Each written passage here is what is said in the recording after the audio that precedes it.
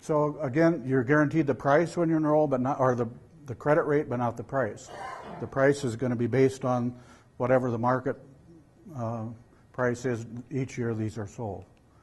And again, that's the price that's varied in the last 5 years or 4 years. Last year, they're still selling this year, so I'm not sure what the average price is going to be. Last year, the average price, or the price averaged $4 a ton. So in this area for no-till is about $2.40 an acre. For the seeded grass, again, it gets a higher 1 ton per acre, so last year it was about $4 an acre for the CRP. The third program is a rangeland program. It's only available in western South Dakota. Pretty much to qualify, you almost have to have an NRCS grazing system in place that includes stocking rates that are sustainable, livestock rotation, so that pasture has a chance to rest during the growing season. And as you can see here, the eastern part of the state isn't eligible at all, and the rates for the rangeland is a lot less as well. One thing that there's certain kinds of land that aren't eligible at all. Federal, state, or tribal land isn't eligible in the program currently. As far as the contract goes, as I said, they all run through the year 2013. If you qualified for no-till acres, in this case, you can go back 1 year and get back credits or bonus year credits 1 year back. On the long-term seeded grass, though, the CRP type land, they allow you to go back all the way to 2003, and you can get 6 years of back credits that first year.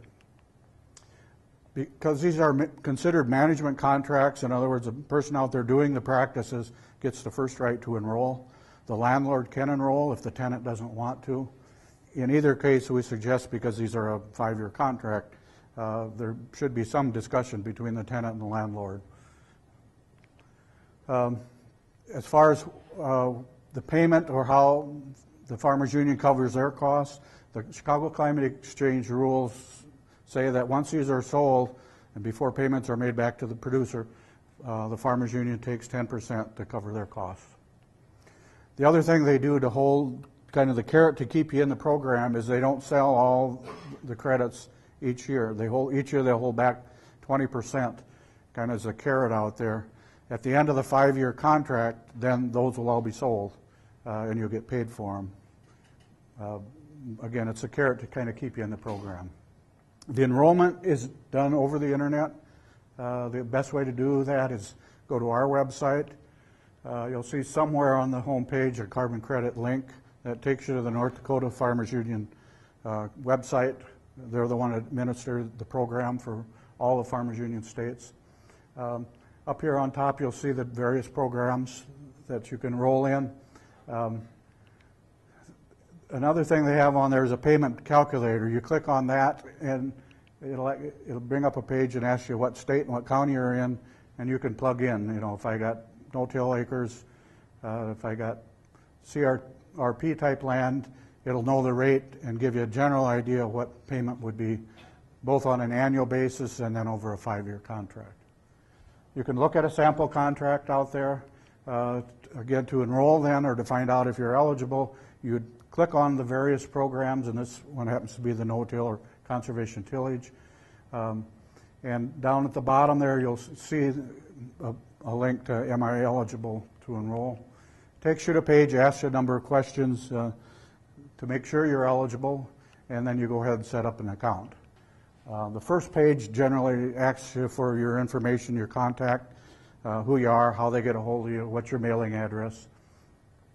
And if you decide to enroll in this, then I highly recommend you have your FSA Form 578 in front of you, because everything they're going to ask on it is right on there. It'll ask for the farm number, the tract number of each of the fields you're enrolling, and it'll, of course, want to know the acres.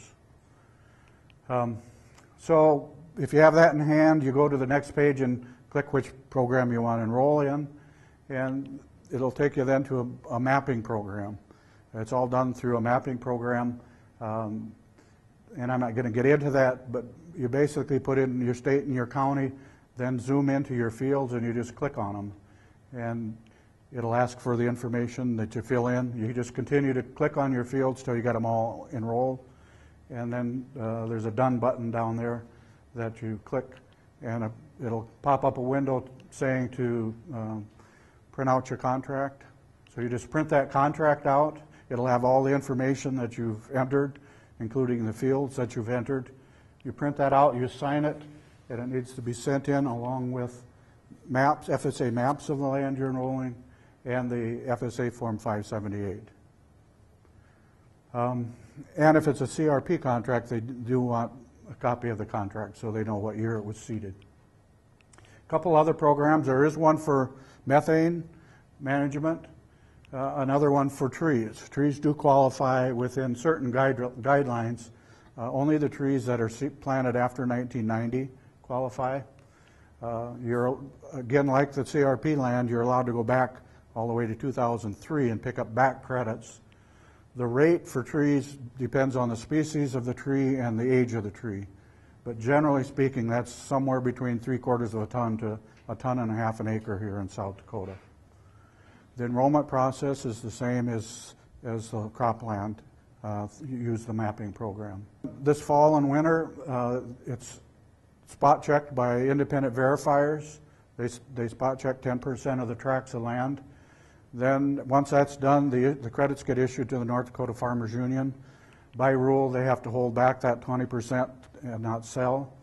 And then they begin selling about probably the 1st of January, and it takes them about 6 months to sell them.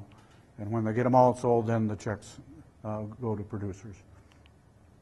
What if I enrolled and then discovered I had to break the contract or use tillage that I wasn't allowed to? Each field is treated separately as far as the rules go.